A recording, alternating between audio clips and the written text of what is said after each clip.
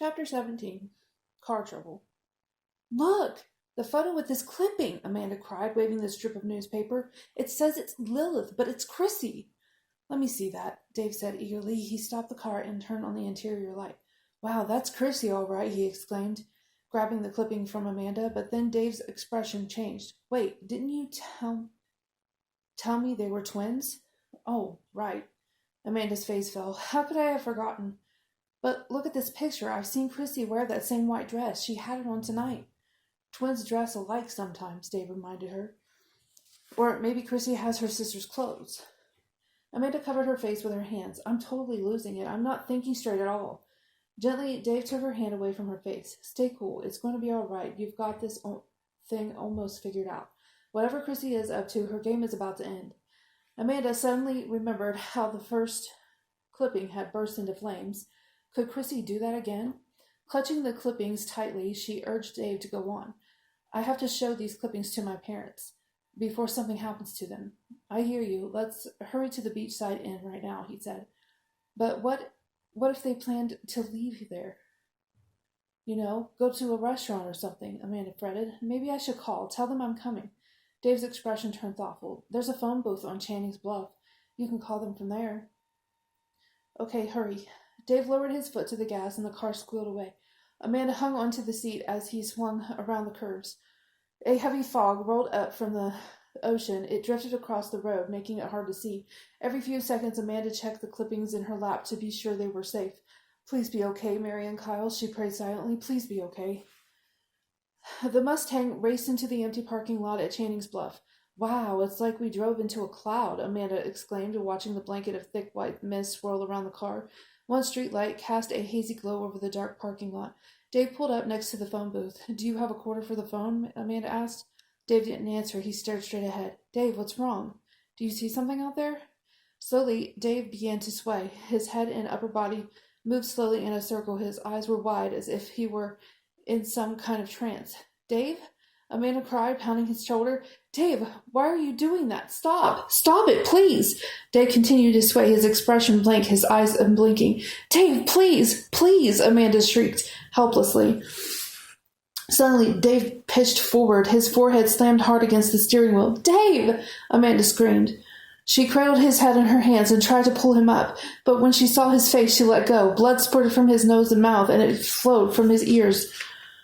His head fell back, and he stared at her with wide, lifeless eyes. Susie, Amanda thought. Just like Susie. What can I do? What? I can't let him bleed to death. Fighting back her panic, Amanda pushed him forward, reached into his pocket, tugged out his wallet. Quarter, quarter, quarter, she murmured. She fumbled with the zipper of the change compartment, her hands shaking violently. Yes, she cried aloud, gripping a quarter tightly. Desperately, she pushed the car door. It wouldn't open. Was it locked? No. Leaning across Dave's limp body, she tried his door. Stuck. She tried her door again and again. It wouldn't budge. Gotta get out, gotta get out, the words repeated like a frantic chant. She searched for something to break the window glass. With a trembling hand, she popped open the glove compartment. A screwdriver! With all her strength, she began hacking at the glass with the sharp edge. Ah! She screamed in frustration as she pounded away. In the movies, it always looked so simple to break glass. Come on, Amanda, try harder. She threw her arm into it. Again. Finally, a spider-like crack fanned out from where she'd hit. Okay, the window was giving way. Gasping with each lunge, Amanda hacked at the cracked window glass. No! She stopped and uttered a low cry as a face suddenly leered in at her from outside. Chrissy. Chapter 18. Sorry, Amanda. Chrissy, how? Amanda managed to choke out. The car doors all flew open as if a powerful wind gust had snapped them back. With a cry of terror, Amanda fell onto Dave's limp body. His head bobbed lifelessly against the steering wheel. Oh, Dave! Amanda sobbed, frantically pulling herself off him. In the swirling fog, the light glancing off her hair, Chrissy floated like a pale, unearthly ghost. She laughed, a raspy, joyless laugh. Might as well come out, Amanda, she called in a teasing sing-song. You can get away from me. You can't get away from me. Amanda tried to sink lower into the seat, but there was nowhere to hide, no way to escape. Chrissy's eerily pale face drew close. Come out, she sang in her frightening sing-song voice. Desperate to get away, Amanda tumbled into the back seat, and then a powerful force, strong as a hurricane, began pushing her forward. "No!" she shouted, digging her fingers into the car seat. "No!" She pushed back until her fingers ached. Then, with tremendous force, Amanda felt herself being hurled toward the open door. She toppled out of the car onto her hands and knees, and the force, like an invisible hand, pushed even harder, slid her across the pavement through the cold, wet fog, sliding so fast and hard, and then lifting her up, face to face with a grinning Chrissy. "What do you want? How are you doing these things? Why?" Amanda demanded breathlessly, pushing her dark curls out of her eyes. Surrounded by dark fog, Chrissy floated up onto the hood of the Mustang, her long legs dangling. With her head cocked to the side, she studied Amanda a moment before speaking. "Do you know, they say people use only a small portion of their brains. Well, I use all of my brain. I could do anything. As if to demonstrate, Chrissy floated off the car hood, hovering a few inches above it. "Impressive." "Impressive?" She laughed. "I don't believe this," Amanda thought weakly. "So I did see her float." "Why are you trying to hurt us?" she blurted out. "Why?" Chrissy echoed bitterly. "That's easy, real easy. Do you know why my father killed himself? Because of your father." "But your father didn't kill himself," Amanda protested. "You told me your family was in an accident." "My father wasn't a man who had accidents," Chrissy replied, sneering. "My father was a great man, a genius, but your father hounded him, had him arrested, ruined his life, ruined all of our lives, Mom's and Lilith's too. Poor Lilith. And so my father tried to spare us. He tried to spare us by ending our lives."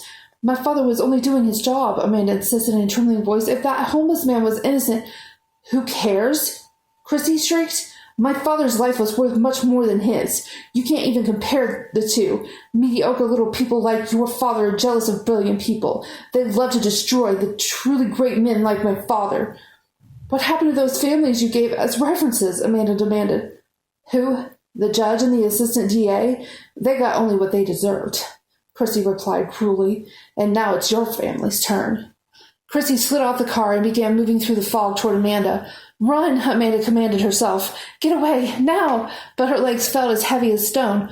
"Let me go. You can't do this to me," she pleaded. It's not fair." "Fair?" Chrissy shrieked. "It's totally fair, Amanda. My mother, my father, my sister, my whole family is gone, and now your family will be gone." But, Amanda sputtered, thinking hard. "Imagine what you could do with your powers," she cried desperately. "Why waste your time on us? With your powers, you could get rich."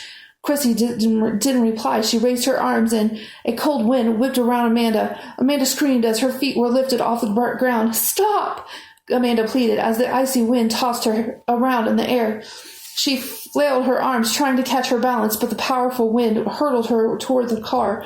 Screaming into the roar of the wind, Amanda covered her head, prepared to smash into the fender. "Oh!" She was pushed into the car. She landed hard in the passenger seat beside Dave's lifeless body. The door slammed shut. The locks clicked. Through the windows, Amanda saw Chrissy laughing, enjoying her triumph.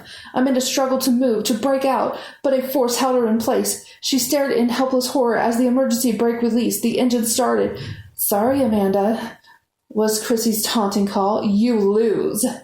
The car raced forward, through the split rail fence and over the steep bluff. Chapter 19. Swallowed Up. Down into the blackness, Amanda curled into a tight ball, covering her head, and waited for the crash. The car hit hard, then bounced. She cried out as her head hit the ceiling.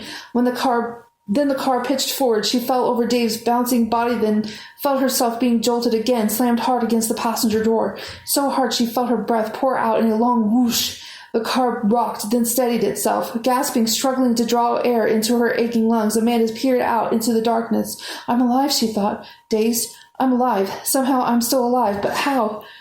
She tried the passenger door. It was jammed shut. Amanda stared at Dave and fought back her tears. Poor Dave. She had to do something, fast. Reaching over Dave's body, she rattled the driver's door and pushed it open. She stared down at the black, churning ocean 30 feet beneath her. As her eyes adjusted to the darkness, she could see the white foaming lines of surf, and she could hear the soft roar of the waves. Why hadn't the car dropped into the ocean? She wondered, staring out, her heart still thudding into her chest. And then she remembered the boulders that Dave had pointed out to her, the 3 dark boulders that jutted out from the side of the bluff. The car had become wedged on them, but for how long? The car shifted as some of the rocks crumbled under its weight. "I have to get out," Amanda realized. She peered down through the open car door. It was a long way down to the water. She felt Dave's chest. No heartbeat. He was dead. The car shifted again. Amanda tumbled forward. Maybe I can lower myself onto the top of that boulder, she thought, staring down at it desperately. The cracking rock made the car shift again. Amanda could see that it was about to topple into the ocean. Grabbing the open door, she pulled herself over Dave, slid out, and let go. She hit rock and fell hard onto her shoulder and side. As the wave of pain rolled over her, she heard a loud cracking sound.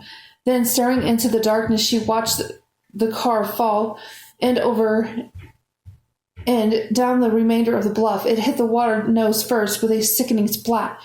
Splashing water and crunching metal echoing over the steady rush of the waves. Amanda raised her eyes to the top of the bluff. Was Chrissy still up there? Had Chrissy seen that Amanda had escaped from the car? She swung her legs around and started crawling to the far side of the boulder, peering down below her. She let out a shrill scream as she saw the enormous eye staring at her, and then Amanda started to slip off the boulder. She almost lost her grip as the gigantic face moved toward her, its gaping mouth open wide as if to swallow her whole. Chapter 20. Chrissy takes charge. Amanda clawed at this rock, struggling to regain her grip. "Chrissy, no!" she shrieked. Chrissy had used her powers to turn herself into a hideous giant, and then, as she found her balance and pulled herself back onto the boulder top, Amanda saw that she was wrong. "It's not Chrissy," she scolded herself. "It's one of the faces Dave's brother and his friends painted on the rocks." She let out a breath slowly. Slowly, painfully, she groped for footholds in the rock to lower herself to the beach. The fog made it almost impossible to see. It seemed to take hours to climb down. Finally, she stepped onto the beach and stared back up at the side of the bluff. The fog grew thicker. The dark bluff appeared to be rolling over her, and then Amanda felt her knees buckle and her legs slip out from under her. She struggled to remain upright, but she was sinking now, sinking onto the cool, wet sand, sinking into the gentle darkness. When Amanda opened her eyes, bright sunlight made her close them again. She squinted into an intense morning brightness. "I must have passed out," she realized, slowly raising herself to her elbows. Kneeling, she brushed wet sand off the front of her t-shirt. She scanned the narrow, rocky beach against the bluff wall, then looked out over the ocean, searching for any sign of Dave's Mustang. It was gone, sunk or carried away. Dave's handsome face flashed into her head, her eyes brimmed with tears. "It's my fault he's dead," she told herself. "He died trying to help me. No, it's Chrissy's fault." Chrissy's taunting, evil face swept away the picture of Dave. "Chrissy killed Dave," Amanda thought bitterly, "and she'll kill my whole family if I don't stop her." Raising her eyes, Amanda saw the gross, clownish faces painted on the boulders. They grinned their ugly grins at her. "Thanks, guys," she murmured as she climbed at her feet. "Now what?" she wondered. Her ripped jeans and sneakers were soaking wet from the sand. She pulled them off and walked into the ocean in her underpants and t-shirt. The only way she'd be able to see the top to the top would be to swim out. Perhaps if a tourist was peering over the scenic overlook, she could call out. The salt water burned her scraped knee, and as she swam, her stomach growled with hunger. Several yards out, she turned, treading water, and gazed up to the top. The only evidence of what had happened was the hole in the split rail fence. After 10 minutes of treading water, no one had appeared. "Mom and Dad have to be looking for me by now," Amanda assured herself. Of course, it wouldn't occur to them to look for me at the bottom of a sheer bluff, not right away, but surely someone will spot the hole in the fence. Amanda swam back to shore. She threw her jeans over her shoulder and slipped into her sneakers. "There's no way back up that bluff," she saw, "but I can probably follow the shoreline around to our house." Every muscle in her body ached as she set out along the shore. "I have to keep going," she urged herself. "My family has no idea what danger they're in." She walked for hours, trudging slowly, shielding her eyes against the burning morning sun, up the beach, then through the tangled woods. At last she passed the boulders that housed Mr. Jenks's grave. A few minutes later she climbed up to the shed near the pool. Behind the shed she slipped back into her jeans, then, taking a deep breath, she stepped up onto the deck. It's so quiet, she thought. Too quiet. Where is everyone? Huddling at the side of the sliding glass doors, she peeked in. The living room stood silent and empty. With the toe of her sneaker, Amanda slid the glass door open wide enough to allow her to slip inside. Immediately, she ducked behind the long curtains to her right. She heard a voice from the kitchen. Chrissy, speaking on the telephone. Ignoring the fear that ran down her back, Amanda listened hard. "Don't worry, Mrs. Conklin, I agree," Chrissy was saying. "I think you're smart to look for her in Shadyside. I overheard her and her friend Dave. I'm pretty sure I heard Dave say he'd drive her to Shadyside." How can this be? Amanda asked herself. Has Chrissy really tricked my parents into driving to Shadyside? Yes, if Amanda calls, I'll let you know right away, Chrissy was saying. No, me either. I have no idea why she would run off. But as you just said, Amanda has been acting weird lately. So who knows? Right. There was a brief pause as Amanda's mother said something on the other end. Then Chrissy finished the conversation with words that gave Amanda cold chills. No, don't worry about Mary and Kyle. I'll take good care of them until you get back. Chapter 21. You die first. Amanda shut her eyes and leaned back against the wall. What am I going to do? She asked herself. Mom and Dad are in Shadyside, and Kyle and Mary are completely at Chrissy's mercy. Before she had time to think, the front doorbell rang. Peeking out from behind the curtains, she saw a dark uniformed police officer at the front door. Are the Conklins in? He asked Chrissy. Not at the moment, Chrissy replied sweetly. They're out looking for their daughter, the one who was reported missing last night. She still hasn't come home. Is there any news about Amanda? Well, we're not sure, the policeman replied. Some vehicle crashed through the fence at the overlook. Could Amanda Conklin have been in the car? I don't know, Chrissy told him. She was out with her boyfriend. Dave Malone? The sheriff questioned. Chrissy cocked her head thoughtfully. Yeah? His parents told us he was driving a blue 1978 Mustang, the officer revealed. Somebody hit that fence, but there's no sign of the vehicle. It will be a while before we can get a boat up here to dredge for it below the cliff. Dredge? Chrissy cried, pretending to be horrified. The sheriff nodded. It's very deep below that bluff. A vehicle might have gone right under. Oh, I hope not, Chrissy gasped. The officer muttered agreement. Then he said, We don't usually begin a search for missing persons until they've been gone for 48 hours. But with this crashed fence and all, I don't know. We'll see. Chrissy leaned confidently toward the man. This is just my opinion, of course, but I think she and this boy may have gone off somewhere together. She was really crazy about him, and she's been having problems at home lately, not getting along with her parents. Thanks for the information, miss, said the officer. I'll keep it in mind. I hope that's all it is. Yes, officer, I hope so too, said Chrissy. Thanks for coming by. I'll tell the Conklins when they call.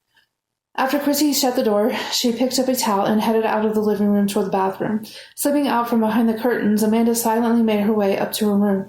She could hear the shower running in the bathroom. As she entered her bedroom, the calico kitten jumped up onto the bed. Amanda lifted the kitten into her arms. Hey, smart kitty, she said softly, keeping out of trouble, keeping away from Chrissy. The kitten meowed plaintively in her hands. You must be hungry. But I can't do much for you now, Amanda told the kitten as she petted her. At least I can set you free so Chrissy won't get you. She sneaked down the stairs and out of the house. Then she set the kitten on the ground, but the kitten wouldn't leave her. Go away, shoo, Amanda whispered, but the kitten stayed and rubbed against her ankles. Amanda wasn't sure how to keep Mary and Kyle safe. Chrissy was so powerful. How could she beat her? Amanda's stomach growled. She felt dizzy, faint with hunger. Maybe I can get to the kitchen without being seen. As quietly as she could, she slid open the door. She made a quick dash for the kitchen, silently shutting the door behind her. Immediately her eyes lit on a box of Cheerios on the counter. Ripping it open, she stuffed a handful of Cheerios into her mouth. No food had ever tasted so wonderful to her. Opening the refrigerator, she grabbed a carton of orange juice and downed it, letting the juice spill out the sides of the container. With food in her stomach, Amanda felt her head clear. This is my chance to get Mary and Kyle out of here. Why hasn't Chrissy hurt them yet? She wondered. Maybe she's waiting for a way to make it look like an accident. Maybe she wants to get my parents out of the way first. That way they won't be around to protect them. I know she'll get to them eventually. She said she was going to destroy our entire family. But when? How much time do I have? Amanda ran down the hall to Mary and Kyle's room. Their beds were empty and unmade. Where were they so early in the morning? What has Chrissy done with them? A wave of cold fear swept over her. She sank back against the door. Down the hall, the shower turned off. Amanda ducked behind the kids' door. Through the opening between the hinges, she saw Chrissy step out of the bathroom wrapped in a towel. She disappeared into her room. Taking a deep breath, Amanda crept down the hall, past Chrissy's closed door, down the stairs, moving as silently as possible. At the bottom of the stairs, she remembered she'd left the Cheerios open on the kitchen counter. The open box would tip Chrissy off. Suddenly, the front door opened. Startled, Amanda leapt into the living room behind the couch and dropped to her hands and knees. Chrissy, we've got them, a familiar voice called brightly. Kyle. We found the inner tubes, Mary called. Amanda let out a long, relieved sigh. They were both all right, for now. Chrissy came down the stairs, dressed in a hot pink tank suit. Okay, you guys, into the kitchen for breakfast, she ordered them. Amanda knew there was nothing she could do just then. As she slipped out through the front door, she heard Chrissy ask, "Who left the cereal open?" "Not me," said Kyle. Amanda circled the house and tore into the woods. Her instinct told her to run as far and fast as she could. She raced between the shimmering trees, pounding out onto the beach. From there, she kept running down the shore. As she ran, her temples began to throb. She slowed down, then stopped, clutching her forehead. "Hey!" Amanda cried out when she heard a voice in her head. A clear, cold voice. Chrissy's voice. "You were here, weren't you, Amanda? You're not dead after all." The voice pounded in Amanda's head like a heavy stone hammer. She grasped her forehead as if to keep it from exploding from the pain. "Amanda, you must die first, then Mary, and Kyle." "Are you all right, miss?" Amanda turned quickly and faced a middle-aged balding man who had been dragging a wave runner across the ocean toward the shore. "Are you sick?" he asked. My head," Amanda mumbled. "Headache." "I have some aspirin in my pack on my blanket over there. Would you like some?" the man offered.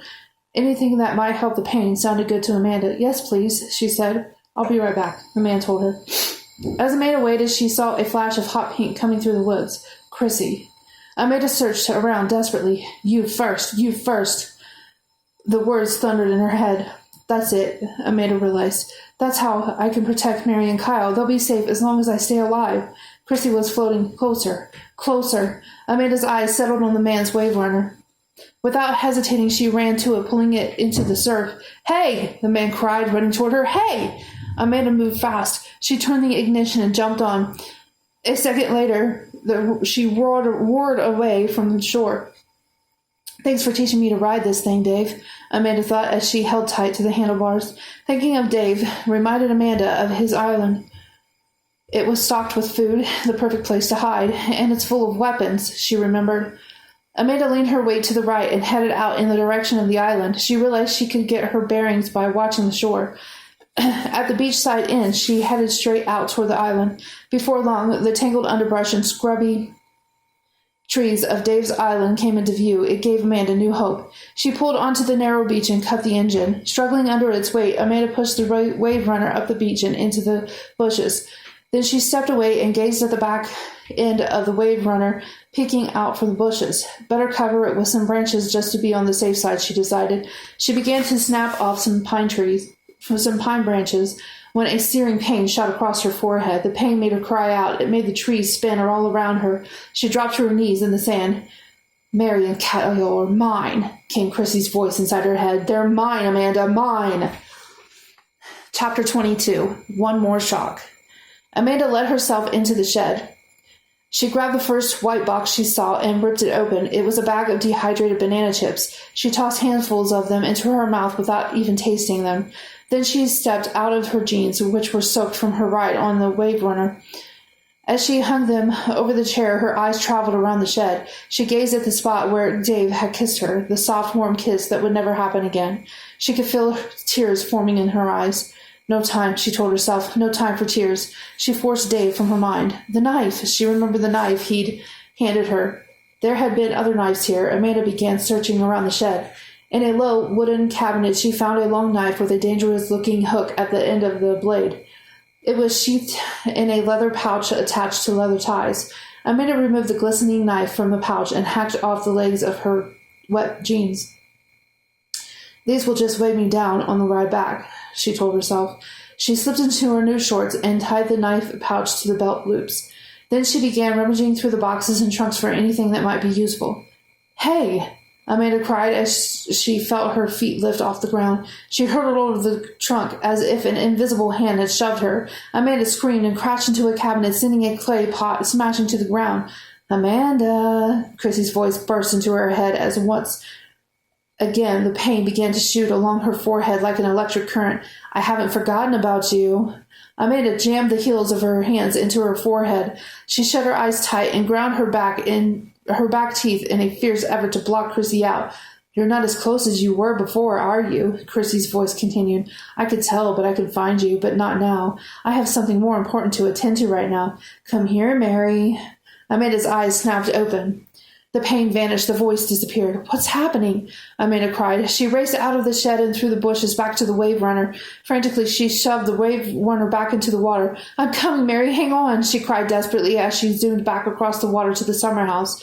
Amanda neared the beach area in time to see Chrissy at the back of the engine-powered skiff that came with the house. Mary and Kyle weren't with her. Chrissy was heading out to sea in the direction of Dave's Island. Then, to her horror, Amanda saw Kyle stick his head up. He had something stuffed in his mouth. Chrissy spoke sharply, and his head disappeared back down. Mary had to be beside him, Amanda realized. What was Chrissy going to do to them? Amanda opened the throttle hard, pushing the wave runner to its limits. Hang on, she told herself. Hang on. 20 yards from the skiff, Amanda saw that Chrissy had spotted her. Instantly, a line of pain seared Amanda's forehead. As she cried out, the wave runner tilted dangerously to the left. No, you don't, Amanda shouted furiously, righting herself by shifting her weight hard in the opposite direction, closer to the skiff. Ow, Amanda screamed as Chrissy threw another crushing headache at her, but she gritted her teeth and squeezed down on the handles of the wave runner. Oh, the pain suddenly became so unbearable that Amanda had to shut her eyes. When she forced them open, she saw to her surprise that the skiff was spinning in a crazy zigzag pattern. Chrissy has lost control of it, Amanda realized. She can't make a mind connection and pay attention to what she's doing at the same time. As Chrissy returned her attention to controlling the skiff, Amanda's headache evaporated. She moved in closer, gripping the handlebars as she roared over the tossing waters. Just 10 yards from the skiff now. Mary's head popped up from the bottom of the skiff. She was also gagged, and her eyes were red with tears. Kyle raised himself up next to her. Chrissy yelled at them, and they ducked down out of sight again. Closer. Amanda moved in closer. Chrissy fixed her in a steely gaze. Then she lifted both arms to the sky, reaching as if she were trying to touch the white clouds with her fingertips. What is she doing? Amanda wondered. What is she trying to pull now? She didn't have to wait long to find out. As Chrissy slowly lowered her arms, a blazing yellow-white line of jagged electricity shot out of her hands. Amanda heard the crackle, then felt a hard jolt as the white-hot current shot through the wave runner. The wave runner fell out from under her. Jerking and twisting in pain, Amanda flew into the current, into the crackling, sparking air, into the jagged, sharp, cutting flash of pure power, and then plummeted down into the churning waters to drown. Chapter 23. Cut. Into the inky water, the electrical pain still shooting through her body, the cold shock of the water bringing its own agony. Drowning, I'm drowning, she realized, and saw the faces of her brother and sister, their pretty faces, their wide, innocent eyes. No, and decided she couldn't drown. Up now, ignoring the pain, she forced herself up to the surface, a gasp of air, another, ow, a new pain, as she wrapped her head on something hard. It's the skiff. It's above me. She knew what she had to do. Reaching up with both hands, she grabbed hold of the side and hoisted herself up into the skiff. As Amanda shook water from her eyes, Chrissy reacted fast. She grabbed Mary, who was tied as well as gagged. Mary cried and squirmed frantically. Her entire body quivered in terror. Chrissy held Mary tightly. Amanda could see the nails of one of Chrissy's hands digging into Mary's arm. Chrissy's free hand came up with a knife, the long, skinning knife Amanda had put in Chrissy's drawer. With a flash of silver, Chrissy cut the air with a knife, then held it to Mary's throat. This is for my father, Chrissy screamed.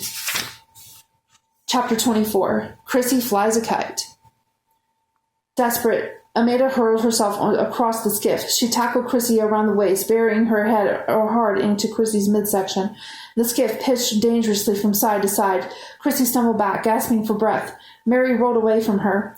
The knife clattered to the floor of the boat. Amanda kicked it to the back. Then she grabbed hold of Chrissy's hair and yanked her head back hard. Chrissy shot her hand up, hitting Amanda squarely under the chin with the heel of her hand. The blow sent Amanda stumbling backward on top of Kyle. Before Amanda could struggle to her feet, Chrissy rose above her. She narrowed her eyes and glared furiously at Amanda. Once again, Amanda felt a cold wind and overpowering force. She flailed her arms. She tried to kick, but she was helpless against the frozen hurricane. It lifted her up out of the skiff, into the frigid, swirling air. Like a kite, she thought, helpless as a kite in a windstorm. The higher they go, the harder they fall, Chrissy called up to her, her eyes blazing as they held Amanda in their evil grip. And as Chrissy's laughter rang out over the roar of the wind, Amanda came slamming down, sinking down into the throbbing pain, down into the boat, where she spun around and made a desperate grab for Chrissy's ankle. Let go! Chrissy shrieked. pulling away. Somehow Amanda held on. I guess you want more, Chrissy threatened. All right, you asked for it. Still clutching Chrissy's ankle, Amanda braced for more pain. But to her surprise, the boat jolted forward and Chrissy's ankle jerked out of her hand. Chrissy seemed to disappear. Confused, Amanda raised her eyes and saw Chrissy, her mouth open wide, flying backward through the air. Chapter 25. A sinking feeling. Amanda gaped as Chrissy spun higher into the air. Chrissy waved her arms helplessly. Then her arms just shot straight up and she plummeted downward. Her head hit the bow of the boat with a sickening crack. Pushing her drenched hair from her eyes, Amanda dragged herself to her knees. She stared hard at Chrissy, expecting her to get up, but Chrissy lay sprawled on her back, her head tilted at an odd angle, her eyes shut. It took Amanda another moment to figure out what had happened. When Chrissy's ankle had jerked out of Amanda's hand, the boat had crashed into a boulder poking up out of the water. The crash had sent Chrissy flying. Behind Amanda, the motor sent up a cloud of dark smoke, then it coughed and conked out. Silence. Amanda could hear her pounding heart over the steady, rhythmic wash of the waves. Struggling to catch her breath, she crawled over to her brother and sister who were sitting near the stern. Grabbing the knife that Chrissy had threatened Mary with, Amanda cut their ropes in quick, frantic motions. Mary burst into loud sobs and reached out with both hands for Amanda. Kyle sat up, dazed, his eyes darting wildly. Amanda grabbed Mary in a hug. "Kyle, are you okay?" she asked. He gazed back at her blankly and didn't answer. "Where was Chrissy taking you?" Amanda asked Kyle. He stared back at her, confusion on his face. "An island," he said finally. "She was bringing them to Dave's island," Amanda told herself. "She was going to kill us on the island where we wouldn't be found." Feeling a cold shiver run down her back, Amanda grabbed up the ropes that had bound Mary and Kyle. She tugged Chrissy by the feet, pulling her closer. Then she hurriedly began tying her arms and legs, knotting and double knotting the ropes. "I should push her over the side," Amanda thought bitterly. "I should push her over and watch her drown. But I can't. I'm not a murderer." "We'll take her back to the house and call the police," she told Kyle. He gazed back at her blankly. He opened his mouth, but no words came out. Mary clung to Amanda's arm, sobbing loudly, afraid to let go. "We've got to push the boat off the rock," Amanda said, crawling to the bow. She climbed out onto the wet, slippery boulder and pushed. The skiff didn't budge. She lowered her shoulder against it and pushed again. With a creak and a groan, the boat floated free. Amanda hopped back in and made her way to the motor. A hard tug of the rope started it right up. She hugged Mary with one hand and tried to turn the skiff around with the other. She had headed them toward shore when Kyle's voice rose over the motor's roar. "Water!" Kyle cried in a tight, shrill voice. "Water!" Amanda turned to see water flowing into the boat from a hole poked in the bow.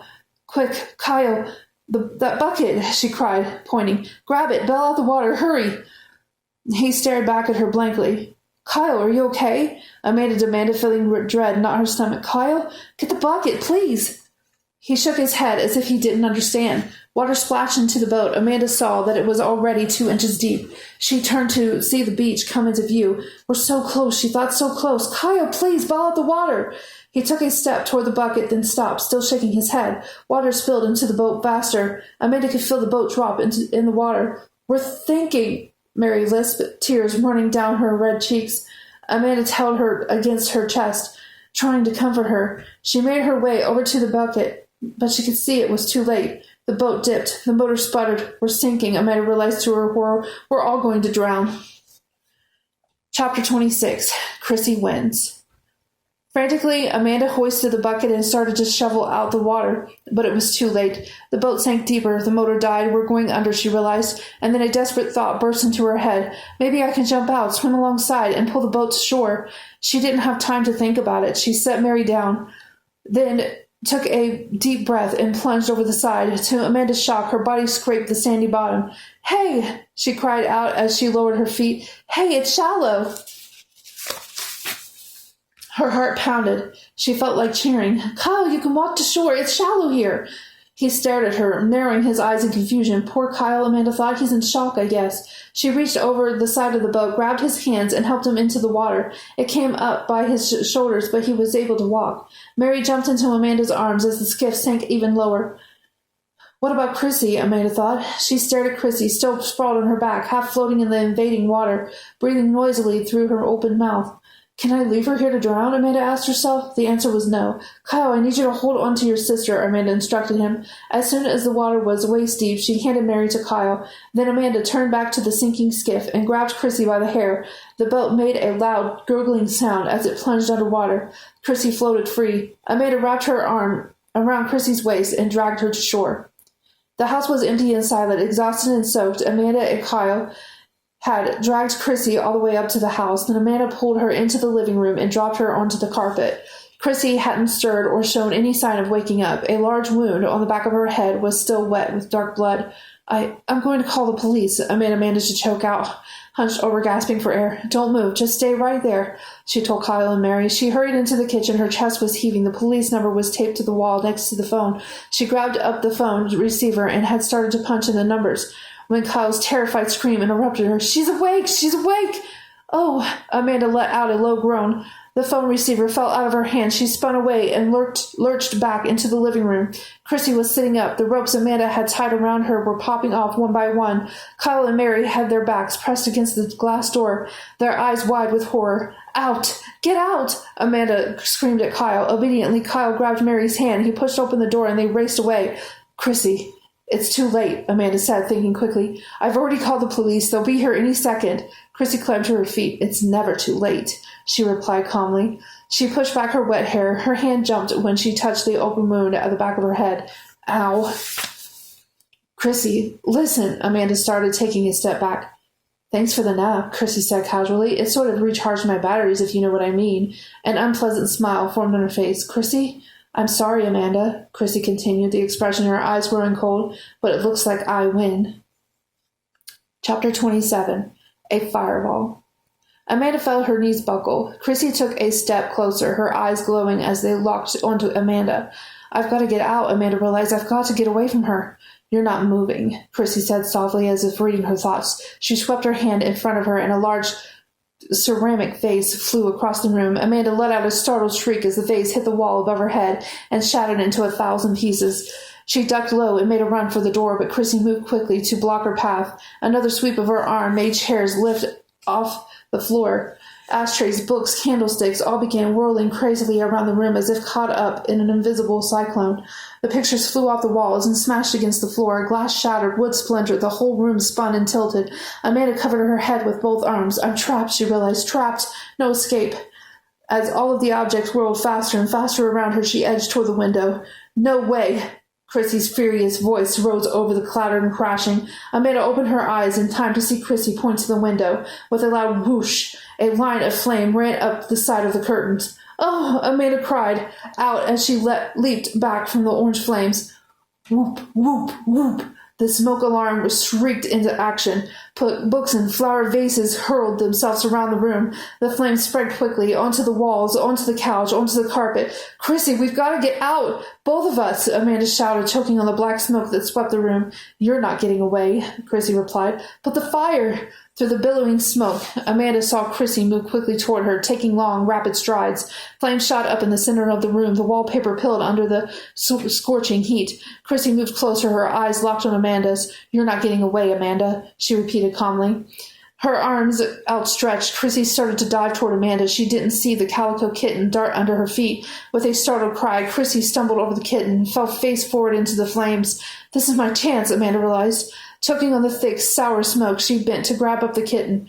Then she hurtled through the spinning books and vases, through the tossing yellow flames, through the black, billowing smoke, out the door. Still choking and gasping, she ran toward the shed where Mary and Kyle waited, huddled together against the wall. A few feet from the shed, Amanda turned back to the house and saw a huge fireball roll out the door. Oh! She uttered a hoarse cry as she saw arms inside the fireball and legs, and realized the fireball was Chrissy in flames, Chrissy raising her fiery arms to the sky, then sinking to the deck floor, the flames spreading across the deck, back onto the house, all flames now, all burned, all finished.